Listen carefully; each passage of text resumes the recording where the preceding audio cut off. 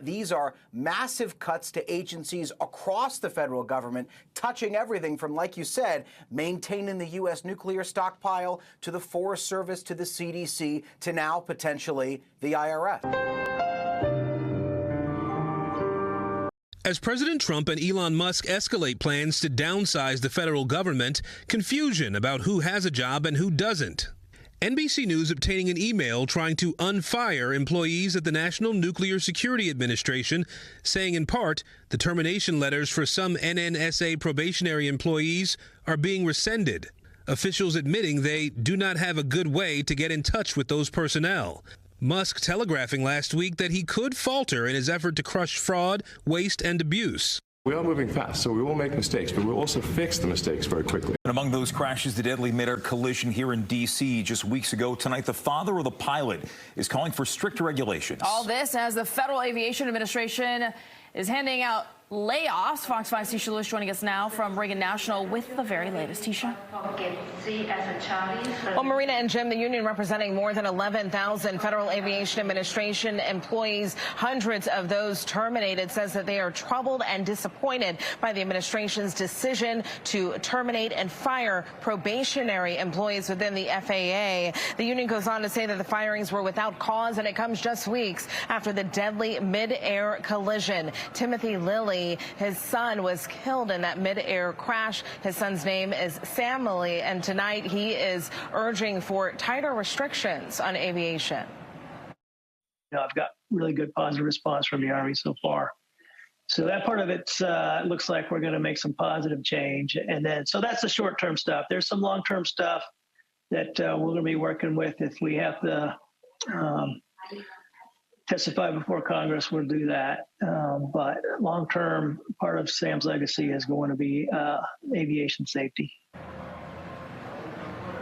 Timothy Lilly wanting stricter regulations implemented quickly within 60 days. Meanwhile, he's advocating for more and better pilot training plus additional aircraft safety measures. Lilly says he wants to ensure his son's death leads to, quote, meaningful change. Sam Lilly was a 28-year-old American Airlines pilot. Timothy Lilly's plea comes amid widespread layoffs, reportedly of several hundred probationary FAA employees. We're told 300 FAA employees have been impacted so far. We're also told those impacted received messages being sent from an executive order Microsoft email address, not an official government email address. That's all according to the union.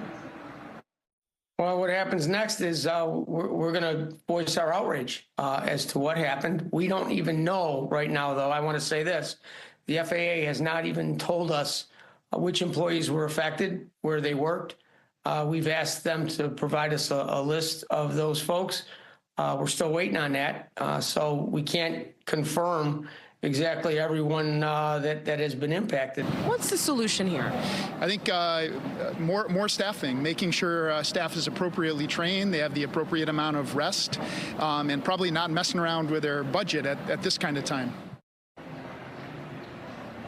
Meanwhile, we're told the FAA termination messages began arriving after 7 p.m. on Friday, continued through the weekend, and some FAA employees barred from entering FAA buildings come tomorrow. We did speak with a traveler who also happened to be a federal government worker who was not authorized to comment on camera, but told us off camera that they are supporting the administration. Here at home, the Trump administration sending shockwaves through the federal workforce. Thousands of workers who handle everything from managing federal lands to caring for military veterans have been fired. At least 2,000 workers were let go from the Department of Energy, more than 1,000 from Veteran Affairs, and another 1,000 from the Centers for Disease Control. And the agency in charge of our nuclear stockpile had roughly 300 employees fired yesterday, only to be told just a short time later they weren't all being fired after all. Now, ABC has learned that roughly 15,000 IRS employees have been identified for possible termination as early as next week.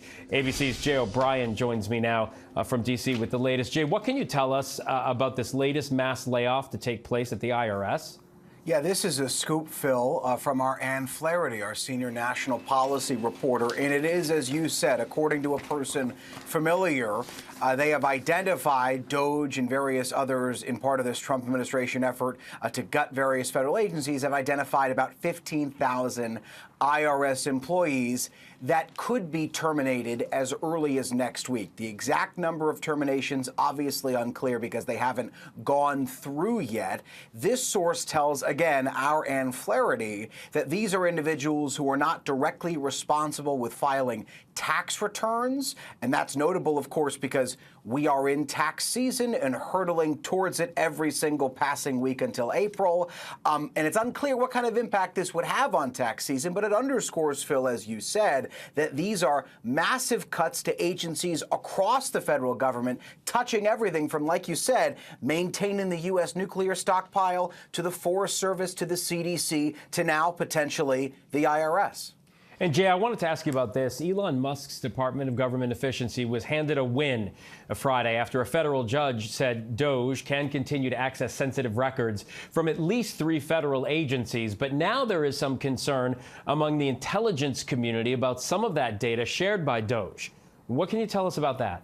So Doge has been, remember, Phil, posting some of its work, not all of it, but some of its work on a web portal and on an X feed. And Elon Musk has pointed folks to both of those things to say, look at what Doge is doing.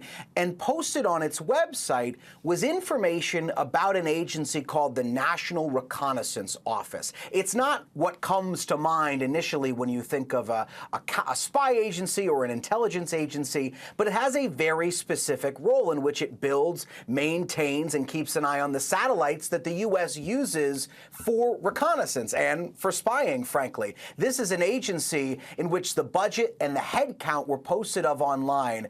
And you're not really supposed to have that information for a classified agency whose work is often classified posted online. Its budget and its headcount. Yeah.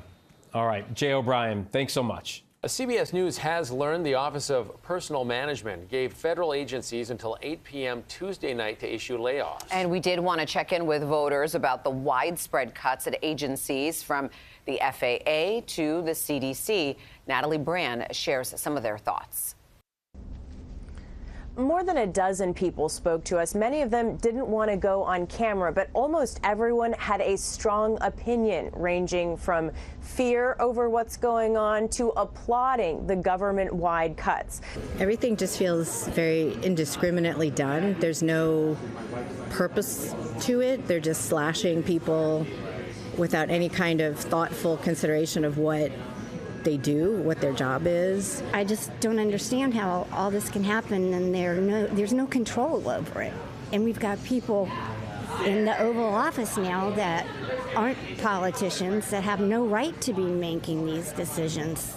The White House says it's the federal agencies making the decisions about who to cut. And supporters of President Trump, they say that this is long overdue, that the government should be downsized, although one supporter said that it seems the cuts are happening rather abruptly. I think it was a little quick. I think you probably could have rolled it out a little better, but I think overall it's going to be good in the long run. I don't think it's too abrupt. Unfortunately, we do have to pull the rug out after a while. I mean, the spigot has got to stop. This has just been ridiculous. I spoke to one federal employee who declined to go on camera, but agreed with that sentiment, calling the cuts, quote, fantastic. Another federal worker disagreed and said he worries about young talent, those probationary employees with less than 2 years experience on the job, leaving government and taking their skills with them. Natalie Brand, CBS News, Washington.